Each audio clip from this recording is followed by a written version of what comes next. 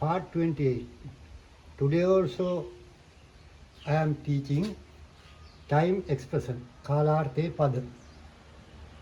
Every day, හැමදාම, every week, හැම සතියෙම, every night, හැම රාත්‍රියකම, every Saturday, හැම සෙනසුරාදාවකම, once a week, සතියකට වරක්, twice a day, දවසට දෙවරක්, now, then, ඉතින් එතකොට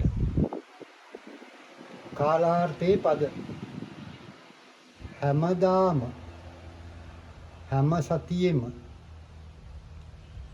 හැම රාත්‍රියකම හැම සෙනසුරාදාකම සතියකට වරක් දවසට දෙවරක් then now ඉතින් එතකොට හැමදාම every day හැම සතියෙම every week හැම රාත්‍රියකම every night හැම සෙනසුරාදාවකම every Saturday සතියකට වරක් once a week දවසට දෙවරක් twice a day then now ඉතින් එතකොට then